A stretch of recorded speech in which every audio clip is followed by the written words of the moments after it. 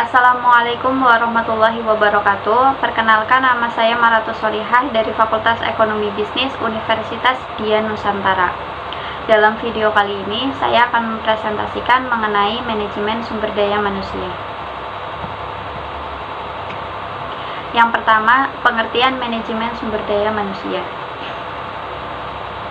Seringkali sumber daya manusia diartikan sebagai urusan penggajian dan melakukan penilaian kerja terhadap karyawan.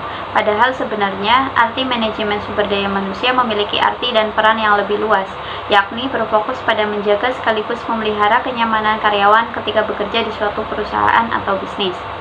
Berkat adanya manajemen sumber daya manusia, maka karyawan akan merasa diperhatikan, sehingga nyaman dalam menjalankan tugasnya. Apalagi ada banyak sekali program dan peraturan yang dibuat oleh Divisi Manajemen Sumber Daya Manusia dengan tujuan untuk meningkatkan kualitas kerja, seperti cuti tahunan, kesempatan mendapat insentif, dan juga kompensasi bulanan. Manajemen sumber daya manusia akan memastikan bahwa setiap karyawan bekerja dengan produktif dan maksimal serta tidak menganggap pekerjaan yang dilakukan adalah sebuah tekanan. Empati juga perlu dibangun dalam sumber daya manusia agar dapat mengerti permasalahan yang dialami oleh karyawan.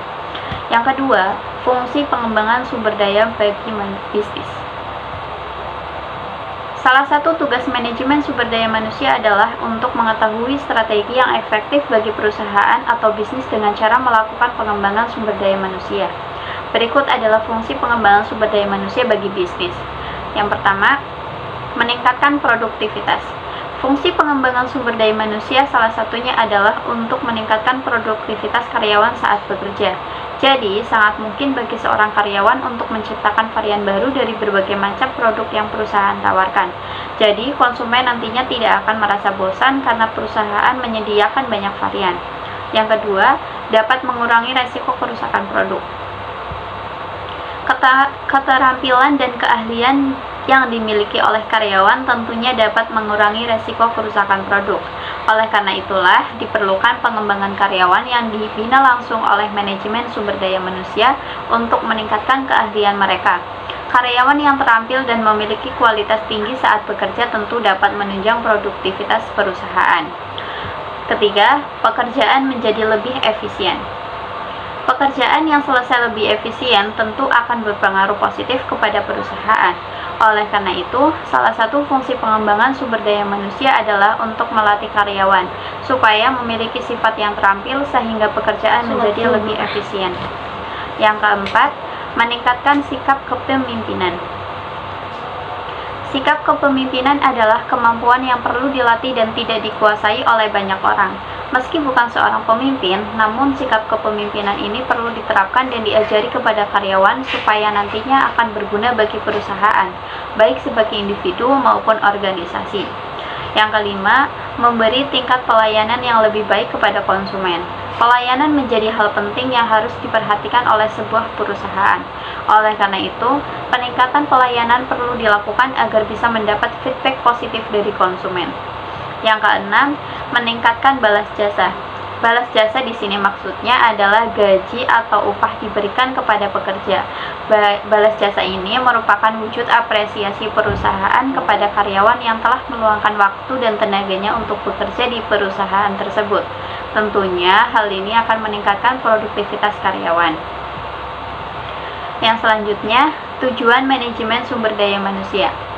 Manajemen sumber daya manusia bisa menunjukkan kapabilitas sebuah perusahaan sehingga peluang untuk terus belajar akan terbuka lebar. Terdapat berbagai macam tujuan manajemen sumber daya manusia. Berikut beberapa tujuan dari manajemen sumber daya manusia. Tujuan yang pertama, untuk mengembangkan sistem kerja dengan kinerja tinggi melalui proses perekrutan, seleksi, penentuan sistem insentif, dan juga pengembangan manajemen serta aktivitas pelatihan yang berkaitan dengan kebutuhan perusahaan.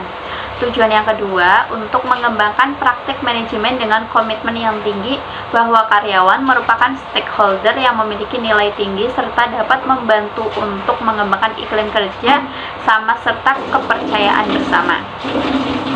Tujuan yang ketiga, memastikan jika terjadi persamaan kesempatan yang tersedia untuk semua.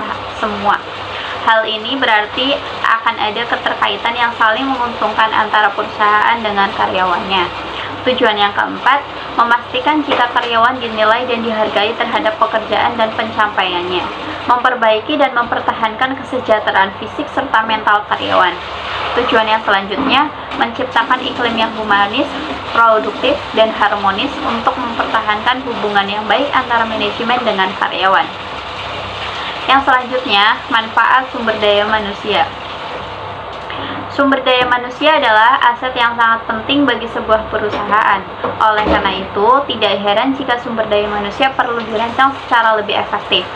Beberapa sumber manfaat dari sumber daya manusia adalah: yang pertama, perusahaan bisa memanfaatkan sumber daya manusia dengan baik. Manajemen sumber daya manusia di dalam sebuah perusahaan harus memperhatikan kelebihan dan juga kekurangan yang ada pada perusahaan tersebut, seperti masa kerja setiap karyawan, jumlah karyawan, keahlian dan pengetahuan yang dimiliki, bakat yang bisa dikembangkan, hingga minat setiap karyawan. Yang kedua, produktivitas karyawan akan meningkat. Manajemen sumber daya manusia dianggap baik jika mampu menempatkan formasi karyawan secara proporsional. Jika karyawan mendapat banyak tekanan dan berada di formasi yang tidak tepat, maka akan berdampak pada penurunan semangat yang mengakibatkan pekerjaan menjadi terhambat. Yang ketiga, penentuan kebutuhan karyawan. Kebutuhan karyawan perlu ditentukan secara baik, mulai dari jumlah hingga kualifikasinya. Perusahaan besar wajib mempunyai perencanaan yang strategik agar kebutuhan karyawan dapat terpenuhi. Yang keempat, penanganan informasi ketenagakerjaan.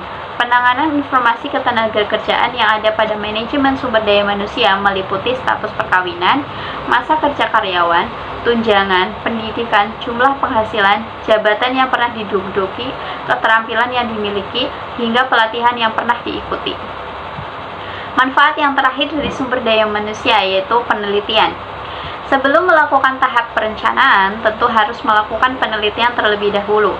Hal ini juga merupakan bagian dari manfaat adanya manajemen sumber daya manusia. Hal ini bertujuan untuk memperoleh gambaran dan juga keterangan yang lebih akurat untuk kemudian dijadikan sebagai landasan bagi manajemen sumber daya manusia untuk melakukan aktivitas.